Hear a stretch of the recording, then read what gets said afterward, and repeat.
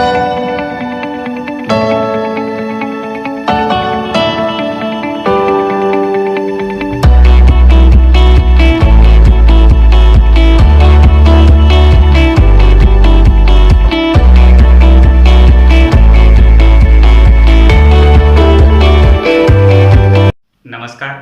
Target plus channel में आप सभी का स्वागत है।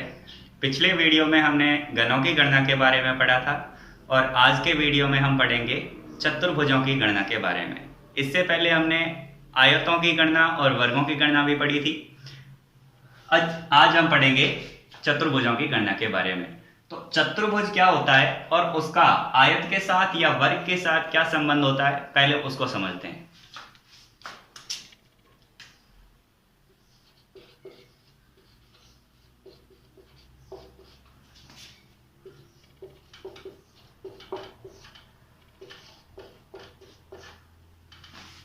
अब ये जो तीन आकृतियां दे रखी है, सीधे तौर पर देखें तो ये चतुर्भुज है, ये आयत है और ये वर्ग है। अब समझते हैं, क्या चतुर्भुज को आयत कह सकते हैं या चतुर्भुज को वर्ग कह सकते हैं, या आयत को चतुर्भुज कह सकते हैं या आयत को वर्ग कह सकते हैं, या वर्ग को आयत कह सकते हैं या वर्ग को चतुर्भुज कह सकते हैं। तो सबसे पहले कंपलसरी क्या चीज होती है उसको समझते हैं। अब तीनों में कॉमन क्या कंपलसरी चीज है?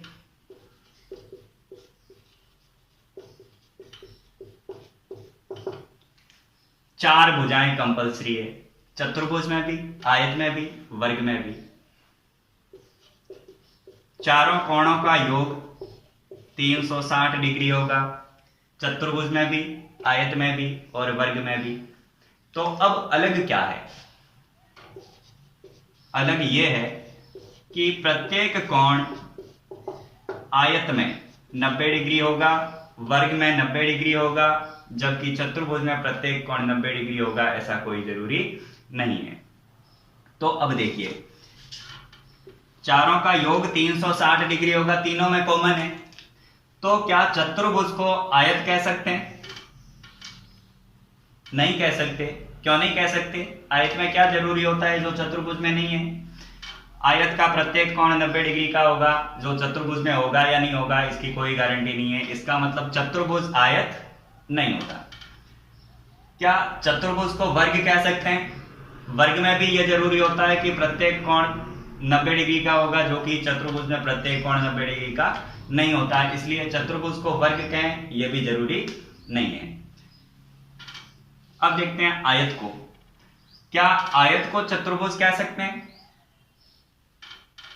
क्या आयत को चतुर्भुज कह सकते हैं? तो अब चतुर्भुज के लिए क्या जरूरी होता है? चारों कोणों का योग 360 डिग्री होगा, 90 90 90 और 90। 360 आयत क्या होता है? चार भुजाएं होती है, इसकी भी चार भुजाएं होती है। तो इसका मतलब आयत को चतुर्भुज कहा जा सकता है। क्या आयत को वर्ग कह सकते हैं? आयत को वर्ग कह सकते हैं। अब वर्ग में क्या जरूरी होता है? चारों भुजाएं बराबर होनी चाहिए। तो क्या आयत की चारों भुजाएं बराबर हो सकती है? नहीं होती, इसलिए आयत को वर्ग नहीं कह सकते। अब समझते हैं, क्या वर्ग को चतुर्भुज कह सकते हैं? क्या वर्ग को चतुर्भुज कह सकते हैं? अब वर्ग की चार भुजाएं होती है तो चतुर्भुज की भी चार भुजाएं होती है। चारों कोणों का योग 360 होता है तो चतुर्भुज का भी 360 ही होता है। तो वर्ग को भी हम चतुर्भुज कह सकते हैं। क्या वर्ग को आयत कह सकते हैं? आयत के लिए क्या जरूरी होता है? आमने सामने की भुजाएं बराबर होती है। तो वर्ग में भी 2 के सामने 2 ही है, 2 के सामने भी 2 ही है। तो इसका मतलब वर्ग को आयत भी कहा जा सकता है। अब हम समझते हैं चतुर्भुजों की गणना कैसे की जा सकती है।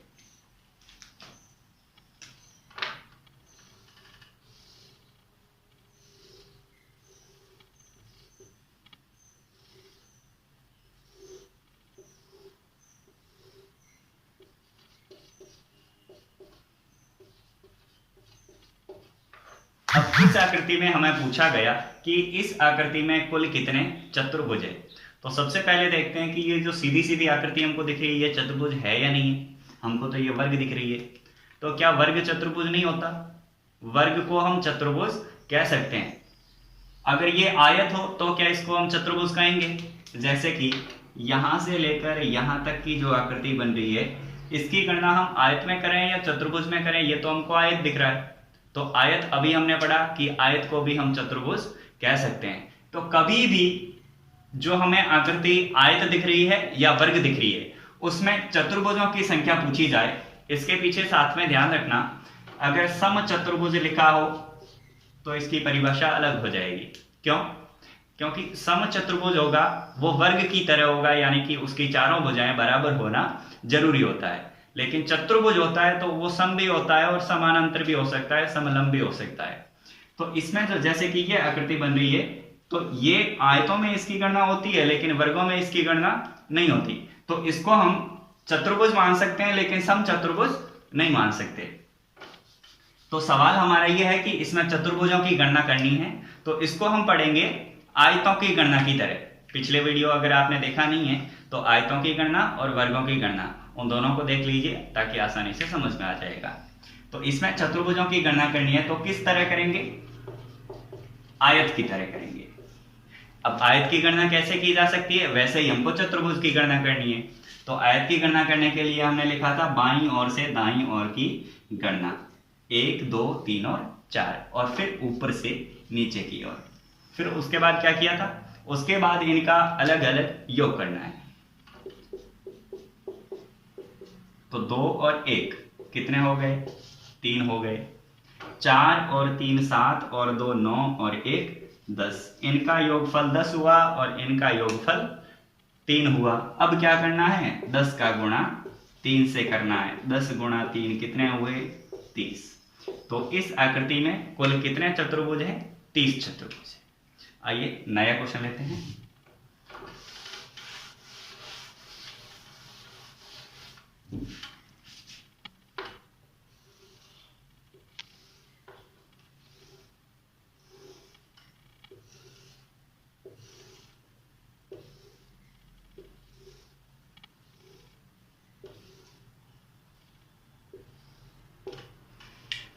इसमें हमें पूछा चतुर्भुजों की संख्या कितनी है। तो इसको कैसे हल करेंगे? सम इसके पीछे भी नहीं लगा हुआ है, तो इसका मतलब इसको किस तरह करना है? आयत की तरह ही करना है। कॉलम 1 2 3 4 और 5, फिर 1 2 और 3। अब इनका अलग अलग योग करना है। 5 और 4 9 और 3 12 और 2 14 और 1 15, 3 और 2 5 और 1 6। इनका योगफल 15, इनका योगफल 6। अब क्या करेंगे? इन दोनों का मल्टीप्लाई करेंगे।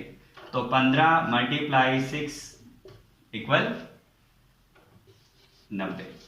तो इस आकृति में कुल कितने चतुर्भुज है? 90 चतुर्भुज है। नया क्वेश्चन देखते हैं। इसमें हमें पूछा दी गई आकृति में कुल कितने सम चतुर्भुज है। तो सम चतुर्भुज क्या होता है? जिसकी चारों भुजाएं बराबर होगी वो सम चतुर्भुज होगा, और जिसकी आमने सामने की भुजाएं बराबर होगी और चारों भुजाएं बराबर नहीं होगी वो सम चतुर्भुज नहीं होगा। जैसे कि ये, इसकी चारों भुजाएं बराबर है, इसका मतलब ये कैसा चतुर्भुज है? सम चतुर्भुज है। और इसकी बजाय हम आकृति को इंगित करते हैं यहां से लेकर यहां तक। इसकी आमने सामने की भुजाएं बराबर है, इसके सामने की बराबर है, इसके सामने इसके बराबर है। तो इसका मतलब ये चतुर्भुज तो हो गया लेकिन ये सम चतुर्भुज नहीं है। क्यों नहीं है? क्योंकि इसकी चारों भुजाएं समान नहीं है। तो चतुर्भुजों की गणना अगर पूछी जाए तो उसमें ये चतुर्भुज माना जाएगा, लेकिन सम चतुर्भुज हो तो उसमें ये आकृति इसकी गणना नहीं करेंगे। तो इसका मतलब इसकी गणना किस प्रकार से होगी? जब कभी भी हमें सम चतुर्भुजों की संख्या पूछी जाए तो उसकी गणना हमें आयतों की तरह नहीं करके वर्गों की तरह करनी है। कैसे करनी है? वर्गों की तरह। अब वर्गों की गणना इसमें कैसे करेंगे? दोनों तरफ गिनती लिखनी है, बाएं से दाएं और ऊपर से नीचे, और फिर जो नजदीकी अंक है उनका आपस में गुणा करना है। 3 का गुणा 3 से, 2 का गुणा 2 से और 1 का गुणा 1 से। तो 3 गुणा 3 कितने हो गए? 9। 2 गुणा 2 4 और 1 गुणा 1 1। अब क्या करना है, इन तीनों का योग करना है। 9 और 4 13 और 1 14। तो इस आकृति में कुल कितने समचतुर्भुज है?